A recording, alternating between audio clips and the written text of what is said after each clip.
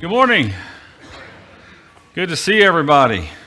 We have a busy schedule coming up the next couple of weeks. I know our kids are all headed to camp today, so be in prayer for them that they have a good and a safe week. And then I think as soon as they get back, they turn around and head off to Jamaica.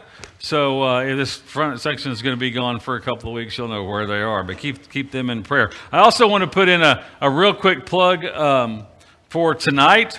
We'll be back here at 5 o'clock tonight. I've got a lesson I want to share with you about an old story of David and Goliath. We know it well, but what I want to focus on tonight is how to have boldness, how to have courage. Because we live in a world today, I think that we all will say, man, I want to have more boldness, I want to have more courage, and I want to look at the story of David and Goliath from maybe a little different perspective of how he ended up where he did and was able to do what he did. And I think something we can all glean from that. So come back tonight at 5 o'clock. We'll engage in that. We have been in a study for the last couple of weeks now, talking about how to regain our inner peace. We've been looking and identifying certain characteristics, certain things in our lives that rob us of that peace. We've talked about failure. We've talked about negativity. We've talked about discouragement. We've talked about loneliness. Today, we're going to kind of wrap this series up, and we're going to talk about the one thing that I know affects every single person in here. Everybody suffers from stress, right? Anybody not ever stressed out? Thank you. That's us, all of it. We all deal with stress. There's good stress, there's bad stress. Good stress is also called eustress. It's very beneficial to our lives. It means we actually stretch ourselves to be our very best. For years, that word stress has always come to be something bad, but there's actually a positive side to stress. It's when we task our muscles and they get stronger, we're putting stress on them. That's a good thing. Sometimes when we learn new things, that stresses out our mind and our bodies to be able to do more than we could before. That's a good thing. That's not what we're going to talk about. We're going to talk about the bad side, because that's the part that'll kill you. Okay? And we all understand how bad stress is in our lives. We see it on the job site. I know anybody ever not worked in a stressful job. I was doing, this was back in Salisaw. I was running our benevolence program there, and this lady came in, and she was like in her mid-30s, and she was needing some help with her bills and food and all this kind of stuff. And I'm looking at her, and I'm thinking, you know what, you seem pretty healthy, you seem young, you seem intelligent. I said, what's going on with your life? She said, I just can't find a job. She said, I've looked and I've looked and I've looked and I said, what kind of job are you looking for? And she says, well, above all, I have to have a job that has zero stress. And I was like, honey, I don't think that job exists. I don't care what job it is you do. There is a certain element of stress within it. Whether you're doing what you're, even if you're a stay-at-home mom, and if you're a stay-at-home mom, let me tell you something. You have the most stressful job of any person on the planet, okay? Because you have taken it upon yourself as your job is to raise and deal with little ones. I tell you what, we just finished Vacation Bible School, and Dana and I, we started off with the 4th and 5th grade. That was great. Had a blast. Had a great time. I can get out. I can play with them. Then we had the 2nd and 3rd grade. Had a great time with them. And then we hit the kindergarten and the 1st grade. I looked at my wife and I said, it's on you. I'm like, and then our last one was the little bitty ones. And I was terrified. I'm telling you what, yeah, your little ones are cute and they're sweet, but they scare me to death. Especially give me a dozen of them outside by myself with them, and you'll see this guy run across. I'll just hide in a corner and cry. But my wife, on the other hand, knows exactly what to do, how to corral them, because she stayed at home with them. There's stress in every job. There's stress in marriage. Anybody who's married here today never faced stress in your marriage? Never? We have a row right up here. When we do the invitation song, you can come up here and apologize for lying. Okay? No. Stress is a part of it. I heard a story one time about a young man. He's about to get married, and you know how weddings can create an awful lot of stress, right? Even leading up to them. Courtney's agreeing with me here, okay? You just thought it was stressful. Now you've got him. Now it's really stressful, right? But anyway, he was stressed out. You know, all the plans, everything's got to be just right. And so finally he's like, okay, I'm going to deal with it. And so the day comes, and man, everything's perfect, everything's beautiful, and he's standing up here beside the preacher, and the door opens. His beautiful bride walks down the aisle, and she looks up, and next to him is a golf bag and golf clubs. And she makes it all the way to the altar, and she whispers to him, "Why are your golf clubs here?" And he goes, "Well, this isn't going to take all day, is it?" You guys in the golf league know what I'm talking about. It's like, okay, yeah, wedding's at 1, reception 2:30. We can tee off by 3. We can get 18 in. We're good to go, right? Which in his mind created a whole different level of stress once she saw those golf clubs laying there and his intent to go play golf. We get it. You go to the doctor's office. They give you news you don't like. We get stressed out. There's so many things in our world today that cause us stress. Doctors tell us stress can contribute to heart disease, high blood pressure, strokes, depression. 1/4, listen to this, 1/4 of all the drugs prescribed in the United States go towards the treatment of stress and its causes. Okay? 35 to 40% of ministers are leaving the ministry every year, and one of the top reasons they give is stress. I'm not going anywhere, by the way. I just threw that in there because it was on my list. But the biggest problem that we have with stress in our life is generally caused by the people that we encounter. There are some people that seem to just go out of their way to make life as stressful for us as they can. One man suggested, he's a psychologist, he suggested doing this exercise. If there's somebody in your life that is causing you stress, just do this with me real quick. Let's try it, all right? Maybe it'll give us all a sense of calm this morning as we move forward. He said, picture yourself near a stream. The birds are singing in the crisp, cool mountain air. Nothing can bother you here. You're in a place of quiet. You are in a secret place. You are in total seclusion. The soothing sound of a gentle waterfall fills the air with a cascade of serenity as it settles in a crystal clear pool of water around you. And in the stillness of the pool water, you can easily make out the face of the person you were holding under the water. There. Feeling better? It actually came from a doctor.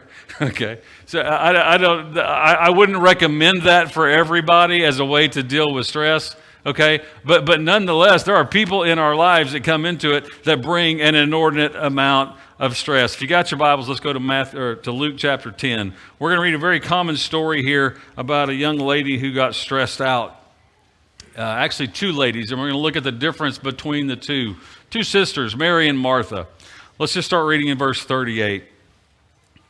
It says, "Now as they went on their way, Jesus entered a village, and a woman named Martha welcomed him into her house.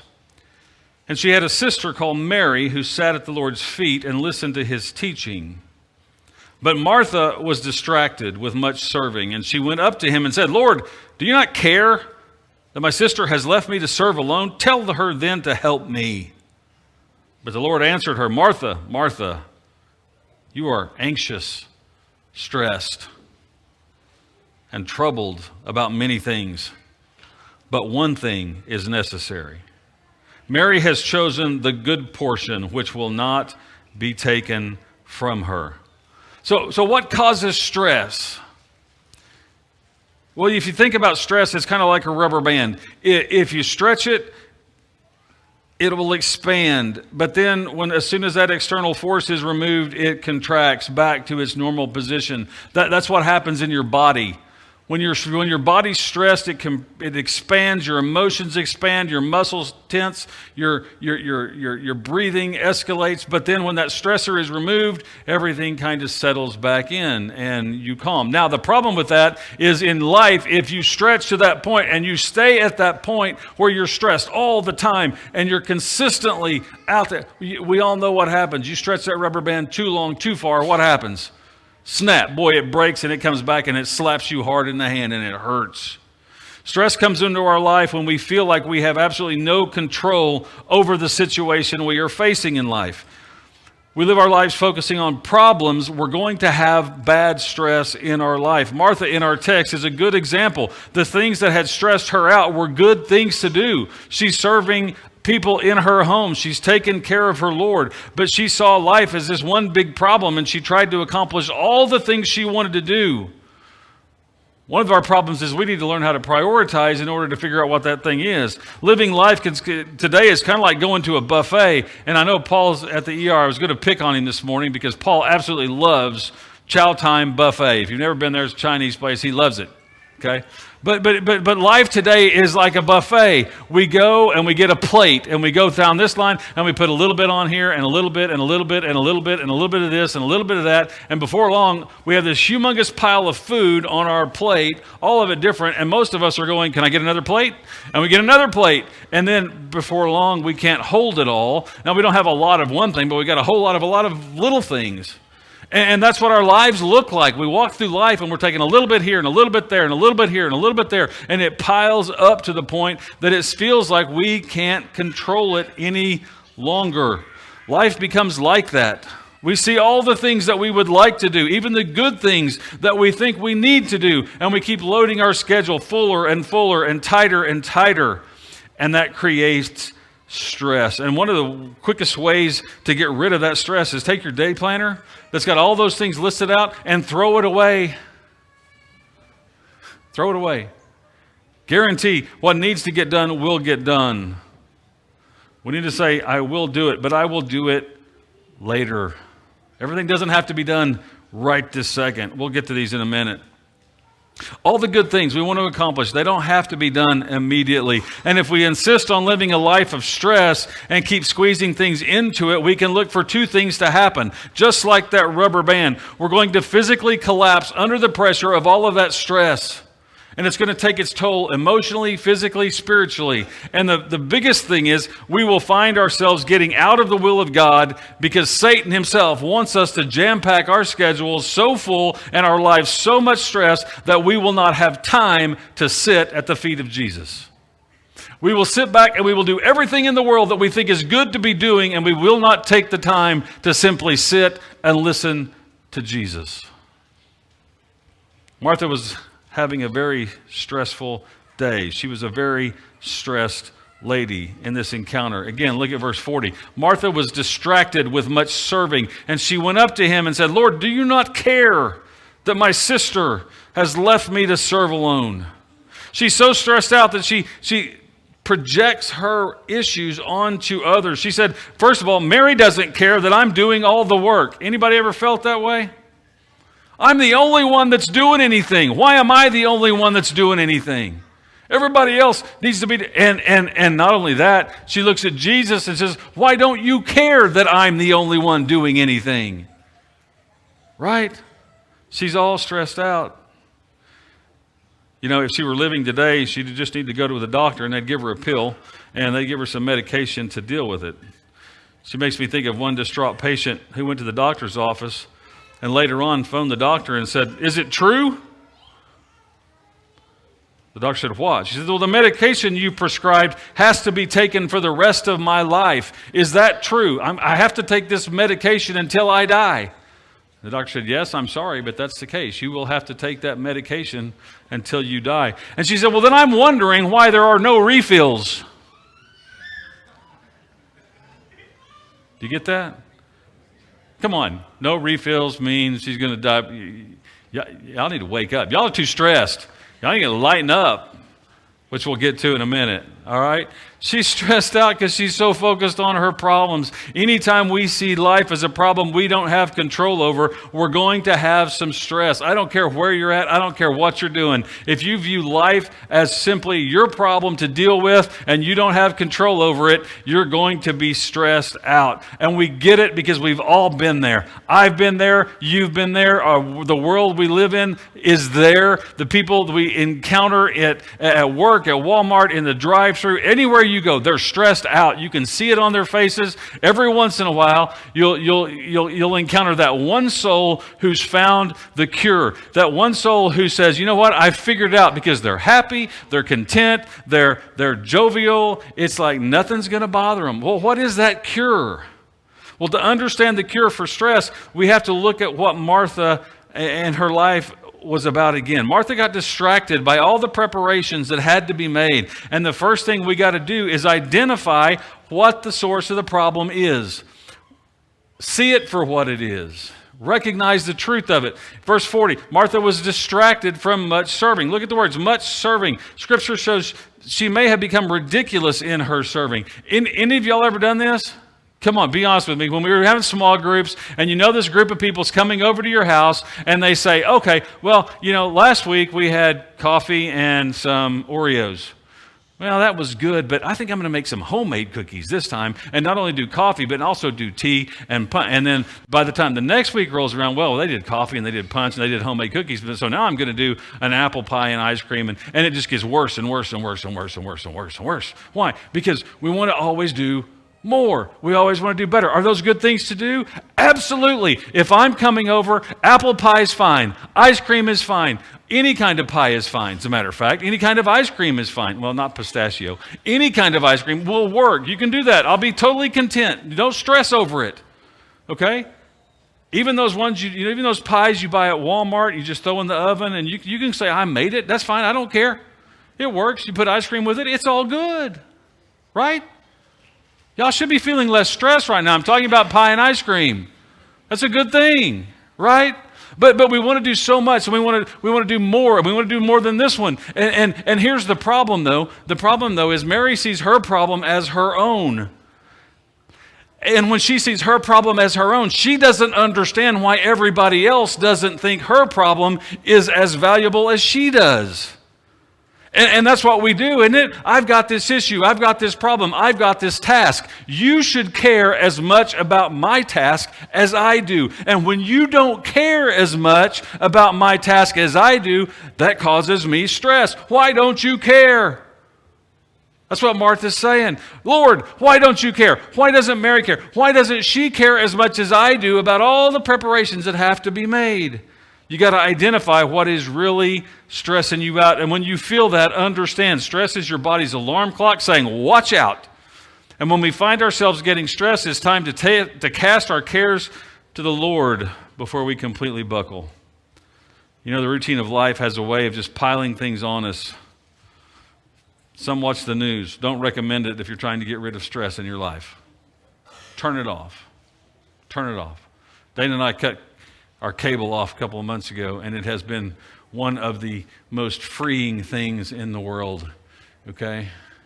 Not to have to watch people bickering over their opinions of news every single day, okay? Not that I don't want to know what's going on in the world, but I can find that out without listening to that, okay? It's dangerous when we live under stress every day, 7 days a week. If our bodies are repeatedly held in a state of alarm, they will show damaging consequences. I was going to ask how many of you are on medication for high blood pressure. I won't ask you to raise your hand. My guess is more than half of us. I'm one of them. I fully believe that has to do with stress in our lives.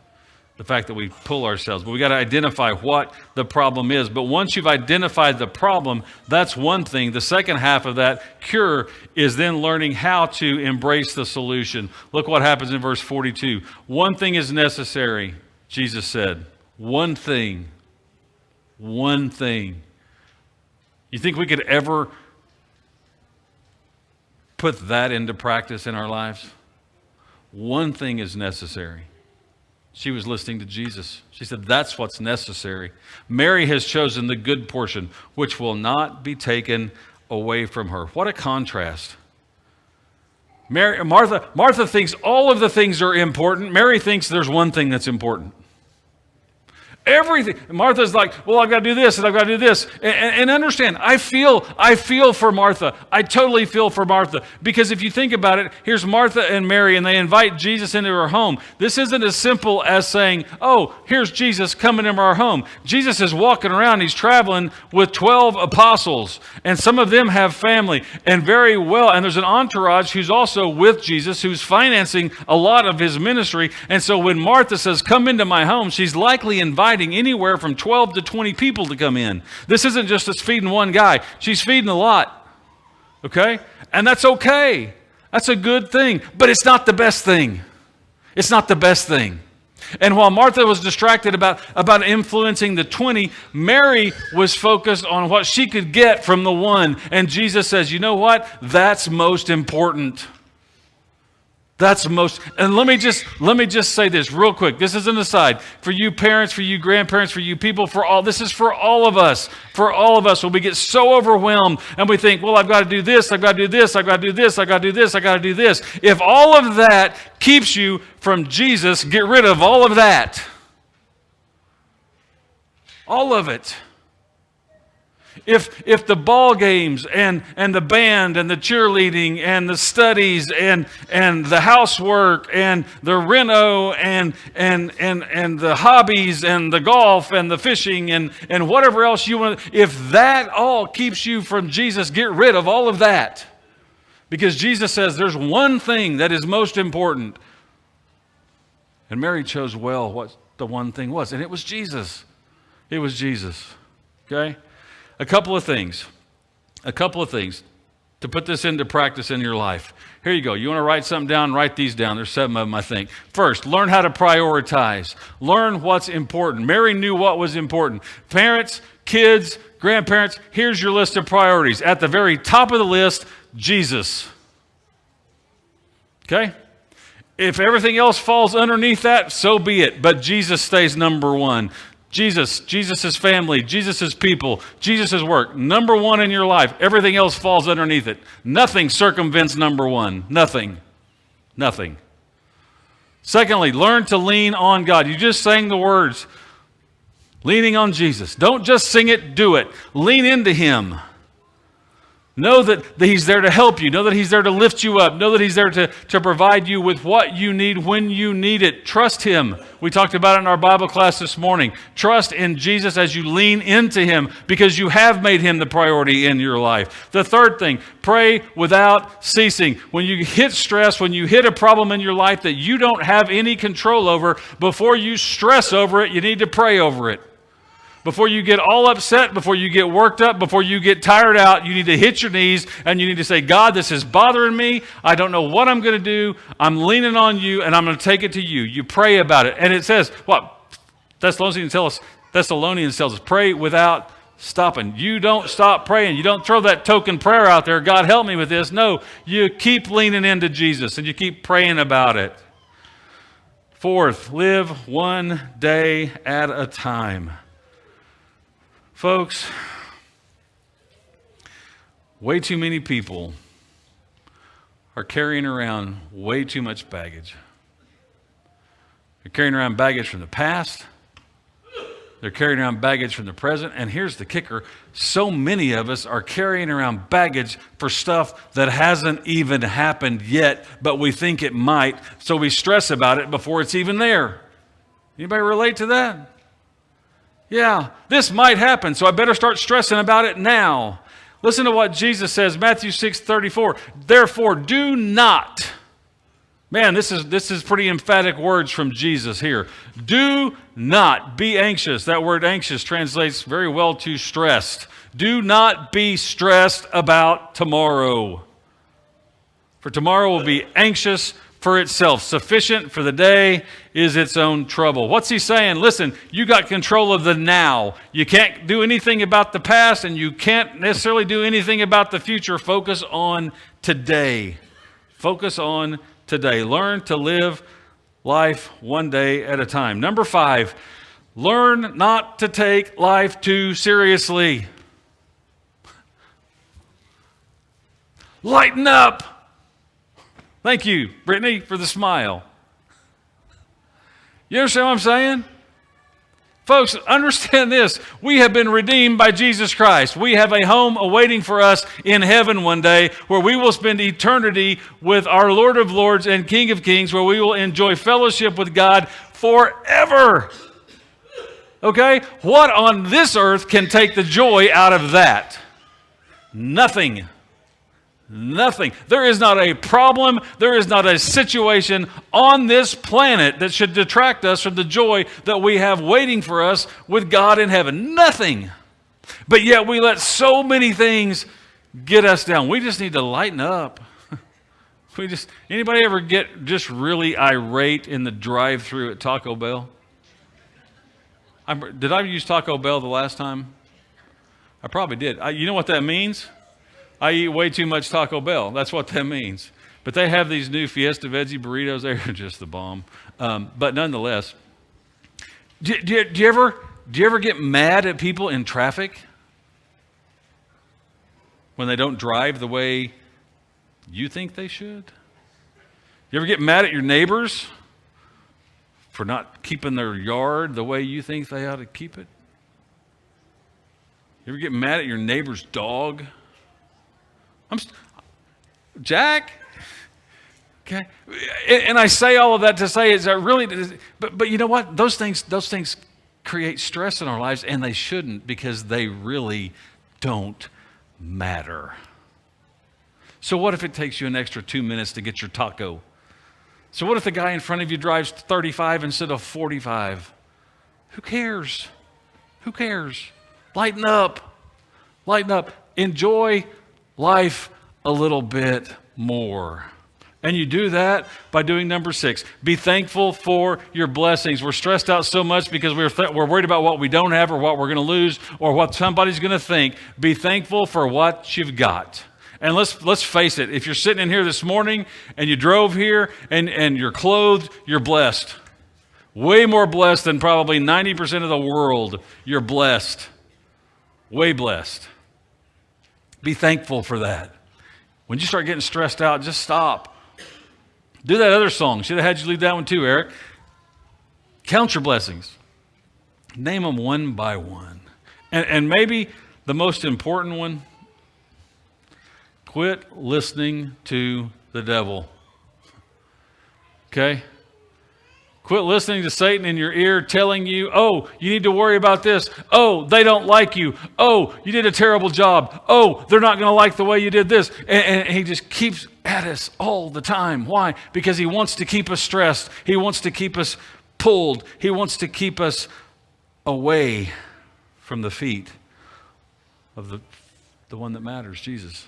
That's what he wants. And he can do that by keeping us so busy, even in good things, that we don't take time to sit at the feet of Jesus. He's in your ear all the time, probably telling you you don't measure up, nobody likes you, everybody hates you, why don't you just go eat worms? I think he wrote that, okay? I do.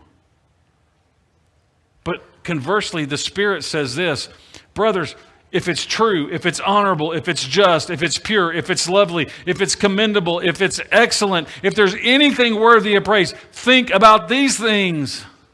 Change how you are by what you think of. Instead of thinking about everything that's bad in your life, instead of thinking about all the problems that invade your life, instead of thinking about how awful the economy is and how terrible the president is and how we're going to lose our governor and all, it's just terrible, and the price of gas keeps going up and the price of milk keeps going up and the price of tacos keeps going up. Everything's going up. I'm getting paid less. It's just awful. It's horrible. It's terrible. I can't stand it. Guess what? None of that is true, honorable, just, pure, lovely, commendable, or excellent. But if that's what I think about all the time, that's who I become. But when I think about these things, that's who I become. And that's who we want to be, is it not? That's who we want to be. So this morning, reclaim that sense of inner peace that you have. But you do it by sitting at the feet of Jesus. I don't have to ask how many of you are stressed out, because I know a good portion of you are. But we don't have to be. Look at your life and identify the problem areas, then simply embrace the cure. Embrace Jesus. Sit at his feet for a while. Yeah, you're going to have problems. You're going to have stressors in your life. That is a given. We all will. We all do. But we don't have to be stressed out. We can have stress in our life without living stressed out lives.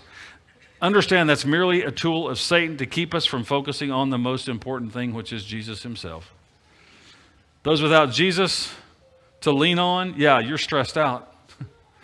And you will continue to be stressed out until you find the relief that is found in a relationship with Jesus Christ. And today, if you're ready to make that commitment, if you're ready to put him on in baptism, it is a huge stress relief, primarily because you have just dealt with one of the greatest stressors in your life, and that is your sin, which you have no power or no control to do anything about, but Jesus did and Jesus has. And he invites you into a relationship with him to let him deal with your sin problem. But maybe today you're here and you just need the prayers of our shepherds to say, you know what, I am stressed out to the max. I have got so many problems in my life, but I don't want to live that way. Help me not live that way. Lean into Jesus. Pray without ceasing. Prioritize your lives. Lighten up a little bit. Have some fun. But ultimately, sit at the feet of Jesus. He's the cure. If we can help you with anything, we invite you to come. Let us know as we stand, as we sing.